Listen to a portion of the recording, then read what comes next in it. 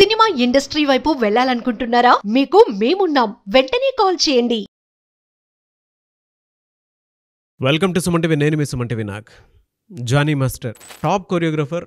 ఇతనికి సంబంధించినటువంటి విషయంలో కనుక మనం చూస్తే కొన్ని సెక్షన్స్ కీలక అంశాలు కనుక మనం చూస్తే డెఫినెట్గా సో జానీ మాస్టర్కి ఫ్యూచర్ ఉందా లేదా అనేటువంటి డౌట్ అయితే రాకమానదు మనకి. అండ్ సెకండ్ థింగ్, అతన్ని అన్ని అరాచకాలు చేశారా అనేటువంటి డౌట్ కూడా చాలామందికి ఉంది. అయితే దీనికి సంబంధించినటువంటి వాటిలో 0 FIRలో అసలు ఏం చెప్తుంది ఏంటి, అట్ ద సేమ్ టైం జరిగినటువంటి విషయం ఏంటి, అతనికి బెయిల్ వస్తుందా రాదా, అరెస్ట్ అయ్యే అవకాశం ఉందా లేదా అనేటువంటి విషయాలు ఈరోజు మనతో పాటు ప్రముఖ అడ్వకేట్ శశికాంత్ గారు ఉన్నారు. అది వారి మాటలో అడిగి తెలుసుకుందాం. హలో శశికాంత్ గారు. హలో నాగరాజ్ గారు. సరే, జానీ మాస్టర్ కేసులో ఎంటైర్ కనుక చూస్తే అంటే ఆ సెక్షన్స్ ప్రకారం కానివ్వండి, లేదంటే ఆ ఇన్సిడెంట్స్ అందులో వివరించినటువంటి విధానం కానివ్వండి, ఏమున్నాయి అండ్ బెయిల్ వచ్చే అవకాశం ఉందా లేదా, ఒకవేళ జైలుకి వెళ్తే ఎన్ని డేస్ జైలు ఉండే అవకాశం ఉంటుంది సెక్షన్స్ ప్రకారం అయితే, అంటే లీగల్ పాయింట్ ఆఫ్ వ్యూ నుంచి చూసినప్పుడు. సో మనము ముందుగా అసలు ఈ జానీ మాస్టర్ చరిత్ర చూసుకుంటే ఆయన ఒక చిన్న స్థాయి నుంచి వచ్చిన డాన్సర్. ఈ షోస్లో, టీవీ షోస్లో అక్కడ ఇక్కడ చేసుకుంటూ క్రమంగా ఎంతో కష్టపడి ఎదుగుతూ వచ్చాడు ఆయన. మనం చూస్తే ఆయన చాలా సోషల్ వర్క్స్లో కూడా మనకు కనిపిస్తూ ఉన్నాడు మొన్నటి వరకు. ఓకే, ఒక ప్రముఖ పార్టీలో కూడా ఆయన ప్రచారం చేస్తూ జరిగింది. సో ఇట్లా చూసుకుంటే జానీ మాస్టర్ దాదాపు దగ్గర ఇఫ్ ఐఎమ్ నాట్ రాంగ్ ఒక 20 years నుంచి అందరికీ పరిచయస్తుడు. అయితే ఆయన ఓన్లీ తెలుగు ఇండస్ట్రీకే కాకుండా ఆయన పాన్ ఇండియాలో కొరియోగ్రాఫర్ అయిపోయి, మనం చూస్తే సల్మాన్ ఖాన్తో పాటు వీళ్ళతో పాటు కూడా బాలీవుడ్లో కూడా ఆయన కొరియోగ్రఫీ చేసి నేషనల్ అవార్డు కూడా తీసుకుంటాం జరిగింది. ముందుగా ఆయన గురించి కొంచెం మంచి కూడా మాట్లాడుకోవాలి. ఎందుకంటే ఆయన ఏమేమి సంపాదించాడో, ఏమేమి సాధించాడో మాట్లాడుకొని క్రమంగా ఏం మర్చిపోయాడో కూడా మనం మాట్లాడుకొని ఈ ఇంటర్వ్యూ ద్వారా మనం ఒక లెసన్ని కూడా జనాలకి పంపించాలి. ఓకే, ఎందుకంటే మనము ఈ రీసెంట్ మధ్యకాలంలో చూస్తే నాగరాజ్ గారు, if I'm not lost 6 months నుంచి మనం చేసిన ఇంటర్వ్యూల్లో సెలబ్రిటీస్ ఇట్లాంటి వాటికి గురవుతాం మనది ఇది 10వ ఇంటర్వ్యూ ఉండొచ్చు దగ్గర మనం చూస్తే. ఓకే, ఈ సెలబ్రిటీస్ చిన్న సెలబ్రిటీస్ ఇట్లాంటి కేసెస్లో ఇరుక్కున్నారు. ఇప్పుడు ఈయన పెద్ద సెలబ్రిటీ జానీ మాస్టర్ అన్నది మేబీ ఆయన చిన్న స్థాయి నుంచి వచ్చాడు, కానీ ఆయన ఒక పెద్ద స్థాయికి వెళ్ళిపోయాడు ఆల్రెడీ. అవును, కానీ ఆ వ్యక్తి పైన వచ్చిన ఆరోపణలు ఏంటంటే, ఈ అమ్మాయి ఎవరైతే జానీ మాస్టర్ దగ్గర అసిస్టెంట్లా పనిచేస్తుందో ఆ అమ్మాయి దగ్గర 5 ఏళ్ల నుంచి ఈయన దగ్గర జానీ మాస్టర్ దగ్గర అసిస్టెంట్లా పనిచేస్తుంది.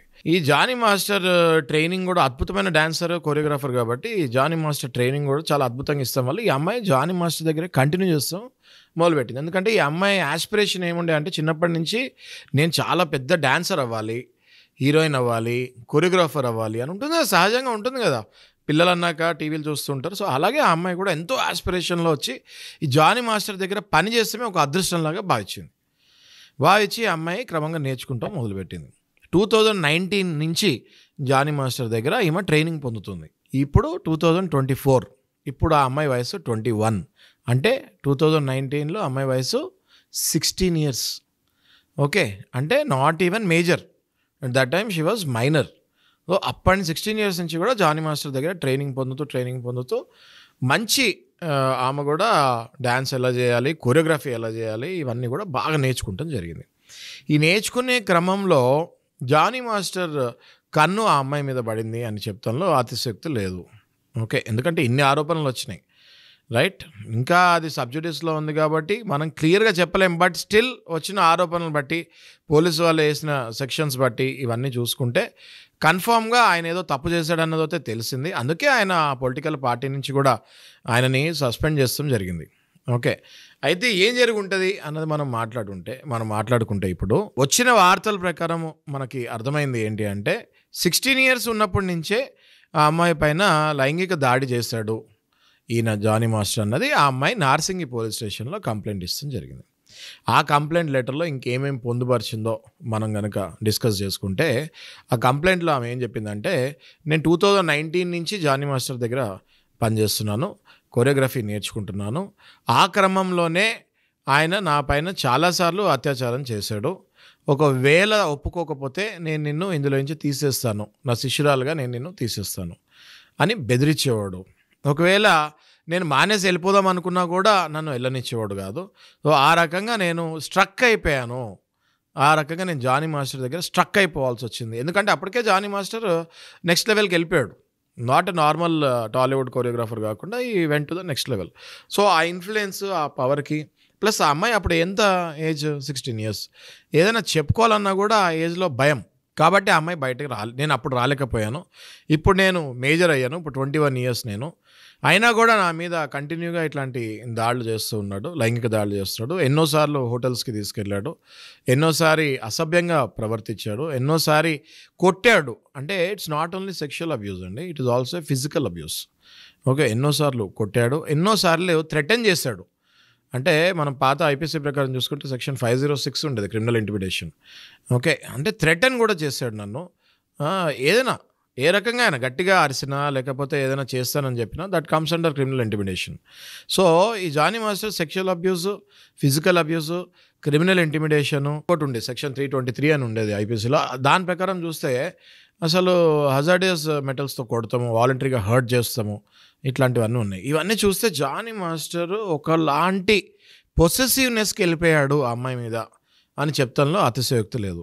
ఓకే, ఎప్పుడైతే ఒక మనిషి ఒకరి మీద పొసెసివ్నెస్కి వెళ్ళిపోతారో కంప్లీట్గా ఆ మనిషిని ఆక్యుపై చేయాలని ట్రై చేస్తారు. ఆ క్రమంలోనే ఇట్లాంటి పిచ్చి గొడవలు, ఇట్లాంటి ఫిజికల్ అబ్యూస్లు, ఇట్లాంటి సెక్షువల్ అబ్యూస్లు, ఎప్పుడు పడితే అప్పుడు క్యారవాన్లోకి వచ్చి నాతోటి అసభ్యంగా ప్రవర్తించేవాడు, ఇవన్నీ చెప్తాం జరిగింది ఆమె. ఏది నార్సింగి పోలీస్ స్టేషన్లో కంప్లైంట్లో. అయితే మనము ఈ కంప్లైంట్ ప్రకారం చూసుకుంటే నాగరాజు గారు, ఇప్పుడు వాళ్ళు బుక్ చేసింది పాష్ యాక్ట్ అని ఒకటి ఉంది, prevention of sexual harassment against women. Okay, ఇది 2013లో వచ్చింది. ఓకే, ఈ యాక్ట్ వెనకాల ఒక చిన్న కథ ఉంది. ఓకే, రాజస్థాన్లో ఒక ఆమె ఎప్పుడైతే ఇట్లాంటి గవర్నమెంట్ ఆర్గనైజేషన్లో పనిచేస్తూ ఈ చైల్డ్ మ్యారేజెస్ ఉండేవి కదా ఒకప్పుడు, బాల్య వివాహాలు, అది ఆపుతానికి వెళ్ళినప్పుడు అక్కడ ఉన్నవాళ్ళు వచ్చి ఆమెపై అటాక్ చేసి సెక్షువల్ అబ్యూస్ చేసి ఆమె పైన అత్యాచారం చేస్తాం జరిగింది. ఓకే, ఎప్పుడైతే అట్లా అత్యాచారం చేస్తాం జరిగిందో అప్పటి వరకు ఈ పాష్ యాక్ట్ అన్నది లేదు. అది జరిగిన తర్వాత గవర్నమెంట్ ఆ యాక్ట్ తీసుకొని వస్తాం జరిగింది. ఏంటి? Prevention of sexual harassment against women at work place. అర్థమైంది కదా మీకు? అలాగే ఆ యాక్ట్ని ఇందులో పెడతాం జరిగింది. ఎందుకంటే ఇది కూడా sexual harassment against women at work place.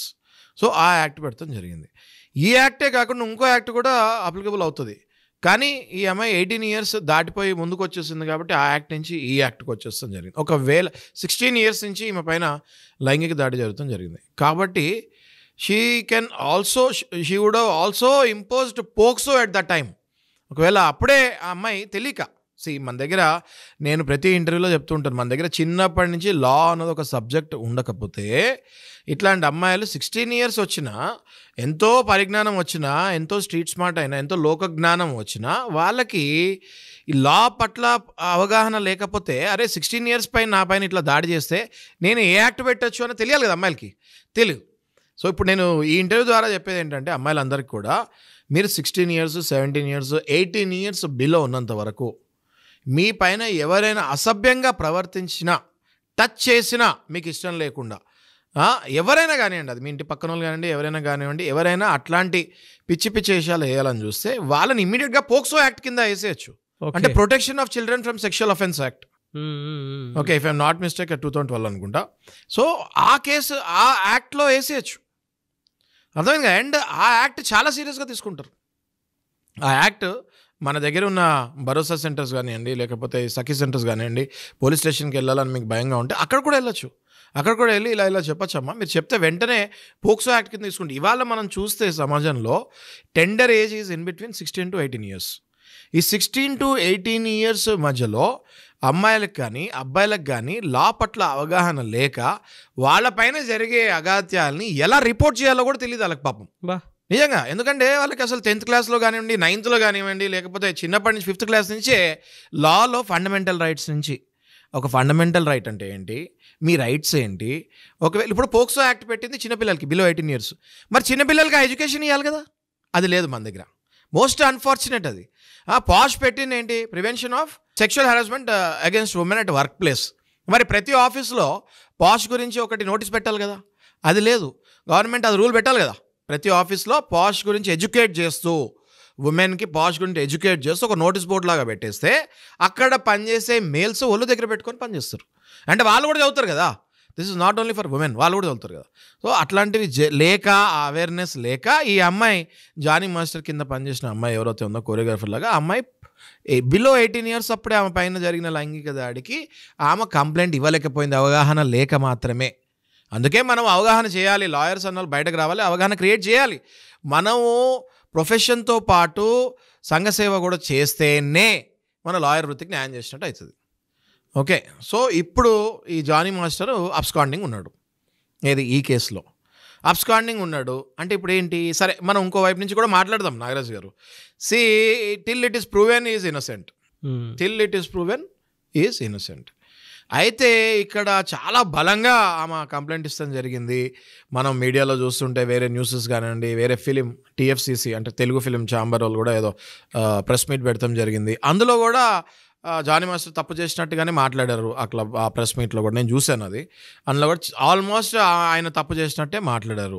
కానీ రైట్ టు హియర్ అన్నది ఒకటి న్యాచురల్ ప్రిన్సిపల్ ఉంటుంది. Okay, natural principle for justice అని ఉంటుంది. ఈ న్యాచురల్ ప్రిన్సిపల్ ఫర్ జస్టిస్ ఏంటంటే రైట్ టు బీ హర్డ్. అంటే ఎంత కఠినాత్ముడైన, ఎంత కఠినమైన నేరాలు మీ పైన మోపబడినా ఒక కోర్టులో, ఒక న్యాయస్థానంలో మీకు చెప్పుకునే అవకాశం ఉంటుంది. ఇవాళ మనం చూస్తే కల్కట్టా రేప్ కేసులో కూడా ఆయనకు కూడా చెప్పుకునే అవకాశం ఇస్తున్నారు. అది జస్టిస్, అంతే, జుడిషియల్ సిస్టమ్ అది. We can change that. Media can take trial, media can discuss. మళ్ళీ ఇట్లాంటివి అవుతే మీరు ఎలా జాగ్రత్తగా ఉండాలి అని అవేర్నెస్ చేస్తానికి మీడియా కెన్ డిస్కస్, కానీ మీడియా ట్రయల్స్ కరెక్ట్ కాదు. అయితే ఇప్పుడు ఈ కేసులో, ఈ పర్టికులర్ కేసులో జానీ మాస్టర్కి ఎంతైనా అవకాశం ఉంది, ఆయన వచ్చి చెప్పుకోవచ్చు. అయితే ఇప్పుడు ఏగానే మరి ఇట్లాంటి కేసు ఏగానే అరెస్ట్ చేసేస్తారు. అవును నాగరాజు గారు, ఇప్పుడు ఇట్లాంటి కేసెస్ ఏగానే ఆ సెక్షన్ ప్రకారం, రేప్ సెక్షన్ ప్రకారం ఇమీడియట్గా అరెస్ట్ చేసేస్తారు. అయితే ఈయన దొరకట్లేదు. ఇప్పుడు ఈయన దొరకట్లేదు కాబట్టి ఈయనని ఎతుకుతున్నారు. ఇప్పుడు ఏం చేయొచ్చు? బహుశా యాజ్ ఎ అడ్వకేట్ నేనేమనుకుంటా అంటే ఈయన యాంటిసిపేటరీ బెయిల్కి అప్లై చేసే ఛాన్సెస్ ముమ్మరంగా ఉన్నాయి. యాంటిసిపేటరీ బెయిల్ ఈయన అప్లై చేసి మళ్ళీ ప్రెస్ ముందుకి వస్తాడేమో నేను అనుకుంటున్నాను. యాంటిసిపేటరీ బెయిల్ వస్తుందా రాదా అన్నది మనం చెప్పలేము. It is again based on the grounds. ఏ గ్రౌండ్స్ మీద ఈయన బెయిల్ అప్లై చేసుకోగలుగుతాడు, యాంటిసిపేటరీ బెయిల్ అప్లై చేసుకుంటాడు అన్నది చూడాలి. ఏ రీజన్స్ వల్ల ఆమె కంప్లైంట్ ఇచ్చిందో, ఏ గ్రౌండ్స్ వల్ల ఈయన బెయిల్ అప్లై చేస్తున్నాడో రెండు కంపేర్ చేయాలి. రెండు కంపేర్ చేసిన తర్వాత ఒకవేళ అక్కడున్న జడ్జి గారికి ఓకే యాంటిసిపేటరీ బెయిల్ ఇవ్వచ్చు అనుకుంటే షూటీలు పెట్టి చాలా పగడబందిగా యాంటిసిపేటరీ బెయిల్ ఇస్తాం జరుగుతుంది. అది మళ్ళీ ఏ మూమెంట్లో అయినా ఆ బెయిల్కి ఇచ్చిన కండిషన్స్ ఈయన ఒకవేళ తప్పితే ఏ మూమెంట్లో అయినా మళ్ళీ వెంటనే ఆయన్ని అరెస్ట్ చేస్తారు. ఇప్పుడు జానీ మాస్టర్ అనే వ్యక్తి ఏం లైఫ్ లాంగ్ కనిపించకుండా పోతాడా? కాదు కదా. ఇవాళ సాయంత్రమో లేకపోతే ఇప్పుడు గంటలోనో లేకపోతే రేపో జనాల ముందుకు రావాల్సిందే, ఖచ్చితంగా రావాల్సిందే. ఐదర్ యాంటిసిపేటరీ బెయిల్ అయినా వచ్చి రావాలి, లేదా సరెండర్ అయినా అవ్వాలి. రెండిట్లో ఏదో ఒకటి ఉంది. వితిన్ 24 hours 48 hours మనం అది చూస్తాము, అది జరగబోతుంది. ఓకే, సో ఈ పరిస్థితిలో, ఈ క్రమంలో మన అందరం కూడా ఆలోచించాల్సింది ఏంటి అంటే, ఇప్పుడు సమాజంలో టూ టైప్స్ ఆఫ్ మనుషులు ఉంటారు. ఒకడు కామన్ మ్యాన్, ఒకడు సెలబ్రిటీ. అంతే కదా? అవును అవును అవును. కామన్ మ్యాన్, ఒకటి సెలబ్రిటీ. ఇప్పుడు ఈ సెలబ్రిటీ అయ్యే క్రమంలో మీ వెనకాల చాలామంది ఫ్యాన్స్ ఫామ్ అవుతూ ఉంటారు. ఆ ఫ్యాన్సే మీకు డేంజర్ అయ్యే ఛాన్స్ ఉంటుంది మీరు కనుక మిస్బిహేవ్ చేస్తే. మన కర్ణాటక సూపర్ స్టార్ తీసుకున్న, కర్ణాటక సూపర్ స్టార్ తీసుకుని జైల్లో ఉన్నాడు. జైల్లో ఉన్నాడు, జైల్లో ఉన్నాడు. మొన్న ఈ మధ్య చూసాము, జైల్లో కూడా ఏదో కుర్చీలు వేసుకొని సరదాగా ఉన్నాడు. ఇంకా కేసు పెరిగిపోద్ది. ఇప్పుడు జైల్లో ఉన్నాడు. ఆయన అంత పెద్ద సూపర్ స్టార్ జైలుకి ఎందుకు వెళ్ళాడు? కేవలం ఒక ఫ్యాన్ వల్ల వెళ్ళాడు జైలుకి. ఆ ఫ్యాన్ ఆ ఫ్యాన్ మనకు తెలుసు కదా, స్టోరీ మనం డిస్కస్ చేసాము. మీరు మళ్ళీ పాత వీడియోలో చూస్తే మీకు తెలుస్తుంది. కేవలం ఒక ఫ్యాన్ వల్ల జైలుకి వెళ్ళిపోవాల్సి వచ్చింది. సో ఫ్యాన్స్ మిమ్మల్ని ఆరాధిస్తారు, కానీ మీరు కూడా వాళ్ళని ఆరాధించాలి. మీరు కూడా ఫ్యాన్స్ని అంతే రెస్పెక్ట్ ఇవ్వాలి, అంతే ఆరాధించాలి. మీరు కనుక వాళ్ళని మిస్బిహేవ్ చేస్తే ఫ్యాన్సే మీ మెడకు చుట్టుకుంటారు అన్న సెలబ్రిటీస్ ఆలోచించాలి. ఫ్యాన్సే కాదు, మీ పాత ఫ్రెండ్స్ ఉంటారు, వాళ్ళు మీకు క్లోజ్ అవుతారు సెలబ్రిటీస్ అయిన తర్వాత. మీరు అంటే అదే ఒక అబ్బాయి అనుకోండి, ఒక అమ్మాయి అనుకోండి, ఆపోజిట్ జెండర్ ఎవరైనా కానీ ఆపోజిట్ జెండర్ మీకు క్లోజ్ అవుతారు. మీకు క్లోజ్ అయినప్పుడు మీరు కనుక మీ సెలబ్రిటీ స్టేటస్ అడ్వాంటేజ్ తీసుకొని వాళ్ళతోటి ఫిజికల్గా ఇన్వాల్వ్ అయితే రేపొద్దున ఆ అమ్మాయి వచ్చి మళ్ళీ మీ మీద రేప్ కేసు వేసే అవకాశాలు ఉంటాయి.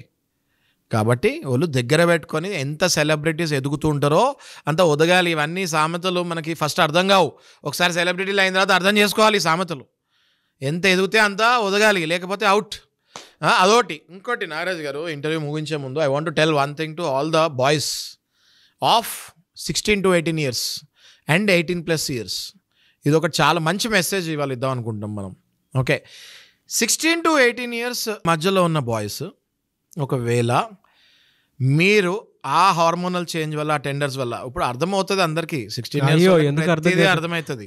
ఒకప్పుడు 20-30 ఏళ్ల క్రితం స్టోరీ తెలియదు కానీ నాకు ఇప్పుడు 16 years వాళ్ళకి మనకంటే బాగా అర్థమవుతాయి చెప్పేవి. చదువుకునే రోజుల్లో ఎడ్యుకేషన్ కానివ్వండి, అవేర్నెస్ కానివ్వండి, అంటే కల్చర్లో ఒక లేయర్ వరకే మనం చూసినటువంటి సందర్భం. ఇప్పుడు ఏంటంటే అరచేతిలో ఆకాశం. కరెక్ట్. ఎందుకు లేచారా ప్రతి ఒక్కరికి ఆ మినిమం నాలెడ్జ్ అయితే లేకుండా అయితే లేదు. కరెక్ట్. లేదు అని చెప్పడానికి కూడా లేదు సోషల్ పాయింట్ ఆఫ్ వ్యూ నుంచి. చాలా కరెక్ట్ చెప్పారు మీరు. అయితే ఈ మెసేజ్ నేను చెప్పేది వినండి. 14 అనుకోండి, 16 కూడా కాదు, 14+ బాయ్స్ మీరు అర్థం చేసుకోండి అమ్మా. మీకు ఆ మూమెంట్లో హార్మోనల్ చేంజెస్ జరుగుతూ ఉంటాయి. మీకు అమ్మాయిల పట్ల, ఆపోజిట్ జెండర్ పట్ల అట్రాక్షన్, దాన్ని ఇన్ఫాచ్యుయేషన్ అంటారు, అది పెరుగుతూ ఉంటుంది. అది పెరుగుతాం వల్ల మీరు వాళ్ళ దగ్గరికి వెళ్ళాలని ట్రై చేస్తూ ఉంటారు. బట్ ప్లీజ్ మీరు అర్థం చేసుకోవాల్సింది ఏంటంటే that is not the age to get in to physical with any girl. మీరు వాళ్ళు దగ్గర పెట్టుకొని మీ స్టడీస్ మీదనే ఫోకస్ చేసుకుంటూ మీరు ముందుకెళ్తూ మీ మైండ్ని స్పోర్ట్స్ మీదకి తీసుకెళ్తూ మీరు మైండ్ డైవర్ట్ చేసుకుని లేకపోతే without any sin of yours below 18 years అబ్బాయిల మీద కూడా కేసెస్ మోపబడ్డాయి. పోక్సో కేసులో, protection of children from sexual అఫెన్స్లో మీకు తెలియకుండా 18 years లోపు ఒకవేళ మీరు అబ్బాయిలు ఎవరైనా అమ్మాయిలతో మిస్బిహేవ్ చేసినా వాళ్ళ పేరెంట్స్ మీద పోక్సో కేసు బ్రహ్మాండంగా వేయచ్చు. So be very very careful. Sir, అంటే ఇప్పుడు ఇతని మీద ఉన్నటువంటి సెక్షన్స్ ప్రకారం కనుక మనం చూస్తే బెయిల్ వచ్చే అవకాశం అనేది యాంటిసిపేటరీ బెయిల్ మీద ఉంది అని చెప్పేసి అన్నారు. ఒకవేళ ఇది కన్ఫర్మ్ అని చెప్పేసి అంటే నాగరాజ్ గారు, మనం ఇది కేస్ స్టడీ తీసుకోవాలి తప్ప ఈ కేసులో వస్తుందా రాదా అన్నది మాట్లాడటానికి లేదు. కేస్ స్టడీకి తీసుకుంటే ఒకవేళ ఇట్లాంటి కేసులలో ఎందుకు వస్తుంది బెయిల్ అనేది మనం మాట్లాడుకోవచ్చు, సబ్జుడిస్లో ఉంది కాబట్టి. అయితే ఇట్లాంటి కేసులలో బెయిల్ కొన్ని వచ్చిన సందర్భాలు ఉన్నాయి, కొన్ని రాని సందర్భాలు ఉన్నాయి. వచ్చిన సందర్భాల్లో ఎలా ఉంటాయంటే ఈయన వేసే పిటిషన్లో ఏ గ్రౌండ్స్ మీద బెయిల్ వేస్తున్నాడు అన్నది చూడాల్సి వస్తుంది. ఏ సాక్ష్యాలు లేవు, మొత్తం రాంగ్ అలిగేషన్ నా మీద అని చెప్పి క్లియర్గా పిటిషన్లో అంటే న్యాచురల్గా అది అర్థమయ్యేటట్టు ఉంటే బెయిల్ వస్తుంది. అదే సార్, అంటే అవతల వైపు కూడా గ్రౌండ్స్ ప్రకారం కనుక మనం చూసుకుంటే అన్ని ప్రూఫ్లు సబ్మిట్ చేస్తేనే కదా ఇలాంటి సెక్షన్స్. పోలీస్ వాళ్ళు ఉట్టిగా వేయరు కదండి. అదే కదా, they get in to the depth of the subject. అండి ఇప్పుడు మళ్ళీ కేసు వేసింది కూడా ఎవరి మీద, నార్మల్ వ్యక్తి కాదు కదా, ఇన్ఫ్లుయెన్స్డ్ పర్సన్ మీదే కదా. జానీ మాస్టర్ ఒకప్పుడు కామన్ మ్యాన్, కానీ ఇప్పుడు రిచ్గా అయ్యే కదా, ఇన్ఫ్లుయెన్స్డ్ పర్సనే కదా. మరి ఊరికే అయ్యారు కదా. జానీ మాస్టర్ వెనకాల కూడా చాలామంది హీరోలు ఉంటారు, పొలిటీషియన్స్ ఉంటారు, పెద్ద ఇన్ఫ్లుయెన్స్డ్ పర్సన్. అయినా కూడా పోలీసు వాళ్ళు ఇక్కడ ఇట్లాంటి విషయాల్లో పోలీసు వాళ్ళని మనం అభినందించాలి. అయినా కూడా వాళ్ళు ఏమాత్రం జంకకుండా ఈయన మీద కేసు నమోదు చేస్తాం జరిగింది. సో కేసు ఎప్పుడైతే పోలీసు వాళ్ళు నమోదు చేశారో the burden lies on the police, the burden of evidence lies on the police. కాబట్టి వాళ్ళు ఎవిడెన్స్ లేకుండా అంత ఈజీగా కేసు వేయరు. వాళ్ళు ఎప్పుడైతే జానీ మాస్టర్ తరపున అడ్వకేట్ వచ్చి బెయిల్ వేయడం జరుగుతుందో అవతల వైపు పోలీసుల తరపున పబ్లిక్ ప్రాసిక్యూటర్ వచ్చి ఎందుకు ఇవ్వకూడదో కూడా చెప్తారు నాగరాజ్ గారు. ఇప్పుడు ఇది హైకోర్టులో వేయచ్చు బహుశా. ఓకే, హైకోర్టులో వేస్తే ఇలా జానీ మాస్టర్ త్రూ అడ్వకేట్ వచ్చి చెప్తాం జరుగుతుంది, ఇలా ఇది పరిస్థితి, మరి దీని ప్రకారం చూసుకుంటే యాంటిసిపేటరీ బెయిల్ మేము అడుగుతున్నాము అనేసి. అవతల పబ్లిక్ ప్రాసిక్యూటర్ ఏం చెప్తారు, మైలాడ్ ఇప్పుడు పరిస్థితి చూస్తే గ్రౌండ్స్ చాలా టఫ్ ఉన్నాయి, 100% ఈయన అలిగేషన్స్ ఉన్నాయి, ఇవి మా ఎవిడెన్సెస్ అని కొన్ని చూపిస్తాం జరుగుతుంది. సో జడ్జి గారి చేతిలో ఉంటుంది అది. ఇఫ్ ఈ ఫీల్స్ దట్ 100% తప్పు చేస్తాడు అనుకుంటే బెయిల్ రాదు. ఇఫ్ ఈ ఫీల్స్ దట్ అవి రాంగ్ అలిగేషన్స్ అనుకుంటే ఖచ్చితంగా వచ్చే అవకాశం కూడా ఉంటుంది. చూద్దాం. అంటే ఏదేమైనా సరే తెలుగు రాష్ట్రాల్లో మాత్రం ఈ కేసు సంచలనం, నో డౌట్. ఎందుకంటే he's national award winner, first thing. 2 కష్టపడి పైకొచ్చి ఆ స్థాయి దాకా వచ్చినటువంటి మనిషి. 3 పొలిటికల్ పార్టీలో తను కూడా కీలక పాత్ర వహించినటువంటి సందర్భాలు కూడా ఉన్నాయి. ప్రీవియస్ ఎలక్షన్స్ చూస్తే నాగరాజ్ గారు నేషనల్ అవార్డు విన్నర్ అవనియండి, లేకపోతే పొలిటికల్ ఎంత టాప్ పొజిషన్ ఉన్న ఎమ్మెల్యేలు అవి కూడా స్టోరీలు బయటకు వచ్చాయి. చట్టానికి ఎవరు చుట్టం కాదు అనుకుంటానికి మళ్ళీ ఇది ఒక చక్కటి ఉదాహరణ. ఓకే. సో, ఎంత ఎదిగినా, నువ్వు ఎన్ని నేషనల్ అవార్డ్స్ కొట్టినా, లేకపోతే నువ్వు ఎంపీ అయినా, ఎమ్మెల్యే అయినా ఒళ్ళు దగ్గర పెట్టుకొని స్త్రీలతోటి బిహేవ్ చేయాలి. అసభ్యంగా, ఇష్టం వచ్చినట్టు మనం చూస్తున్నాం కదా కొన్ని నేకెడ్ వీడియోస్, ఇవి ఇష్టం వచ్చినట్టు అట్లాంటివి చేస్తే మీరు అనుభవించక తప్పదు. థ్యాంక్ యూ అండి, thank you so much Shashikanth garu. Thank you.